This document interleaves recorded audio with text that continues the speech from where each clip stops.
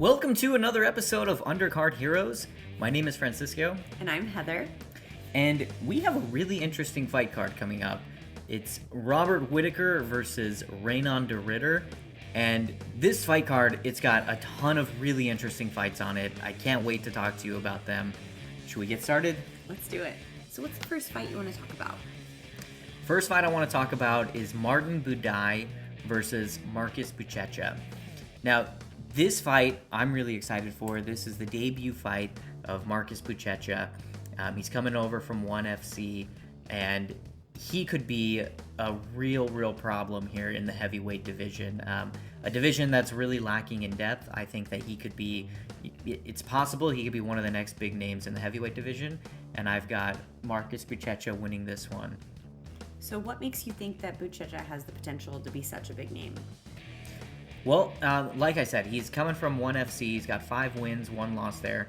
And ONE FC is one of the fighting divisions outside the UFC that I hold at a little bit higher of a standard. But really what sets him apart is his Brazilian Jiu-Jitsu.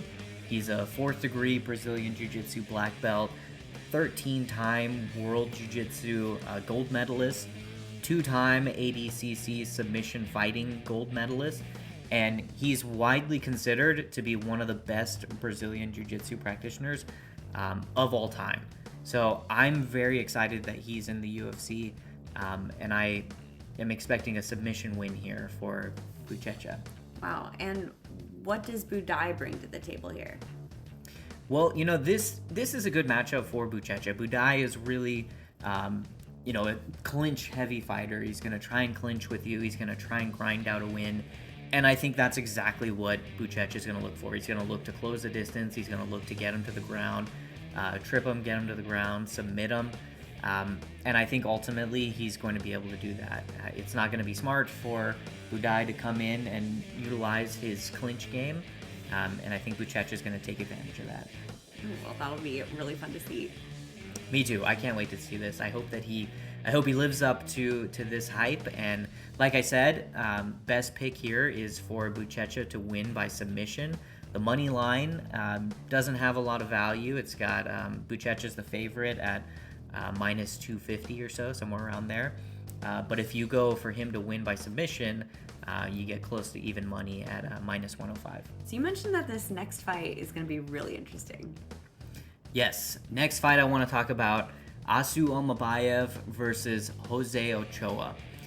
This has the potential to be a really good flyweight bout.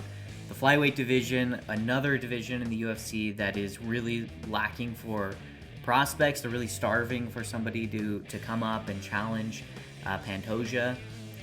Joshua Van's going to get the next shot, but after that, I think that José Ochoa can really, put his name up there, at least, get a little bit further up with a KO win here over Almeida. And you also had said earlier that they have really different fighting styles. Can you talk a little bit about that? Yes, these two very different fighting styles. Almeida, wrestle-heavy fighter. He's going to try and wrestle with you. He averages, 4 takedowns per 15 minutes in his fights, whereas Ochoa, very different. He's a striker. He's going to stand and strike with you. He averages 4 significant strikes landed per minute. He's got 7 wins by KO, 1 by submission. So he's got a 100% finish rate with his 8-1 record. And he's coming off of a very impressive KO win over Cody Durden. And I think that he's definitely going to want to keep this fight standing. We haven't really seen him struggle to defend takedowns, but it's going to be important for him to defend those takedowns from Almeida, get his striking game going, land, and try to get the knockout win here. Dang, well, that'll be exciting to see. Yes, this is a very exciting fight, and we've seen Almeida struggle with strikers. In his fight with Manel Kape, he was taken out, so I think that Ochoa has a good opportunity here to get the finish. And it's a great pick too, with his odds being minus 105. All right, this is the main event of the evening, Robert Whittaker versus Reinier de Ridder. Now, this, another very interesting fight. I am very excited for this. because of what it could mean for the middleweight division. Reinier de Ridder has been put on a rocket ship to the moon.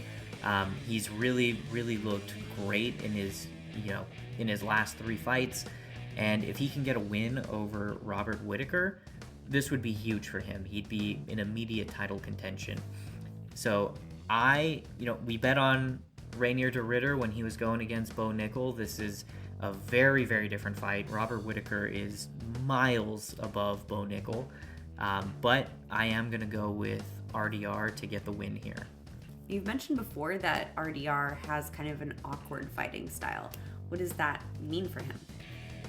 He is awkward. I think he looked kind of odd in his UFC debut, but I think that everybody kind of struggles when they first come to the UFC. GM3 kind of gave him some difficulties, but he ultimately got the job done, got the submission win. And that's his game plan. His game plan here, RDR, is to go in and try and implement his grappling game on Robert Whittaker, which is something you don't typically see from Dutch fighters. Dutch fighters typically have a stronger kickboxing background, thinking about Bas Rutten, Overeem, and so, but RDR is going to, for sure, try and implement his grappling game where he is just a submission specialist.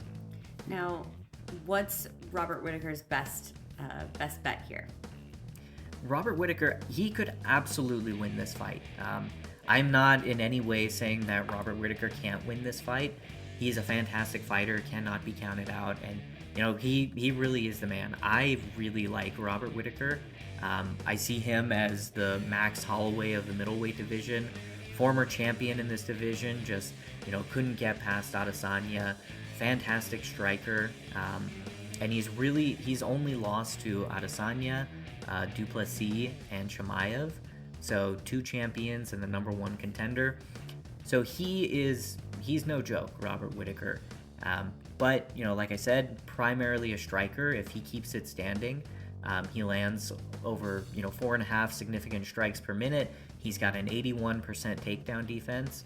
So if he can stuff all of RDR's takedowns and keep this standing, I think that he's got better striking than RDR, and I think he could get it done on the feet. He could either knock him out or get a decision win over RDR. Well, we'll find out on Saturday. Yep, this is going to be a great one. I can't wait.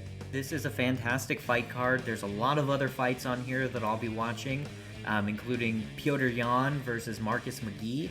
I'm not sure why Petr Yan is fighting Marcus McGee. He's one of the few people that should be on a short list to, getting to the champ.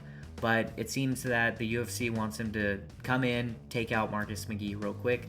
So interested in that fight. Shera Magomedov is fighting Marc-Andre Barriault, and that's also going to be a good fight. Always fun to see Shera Magomedov fight. Hoping to see him get back in the win column with another exciting KO. And Bryce Mitchell making his bantamweight debut against Saeed Nurmagomedov. Bryce Mitchell, I think, is a stupid man, and I hope that he loses this fight. So looking forward to seeing that one. So what do you think about Francisco's picks? Is there anything we missed? Do you disagree with anything? Let us know in the comments, and don't forget to like and subscribe. Thanks, everyone.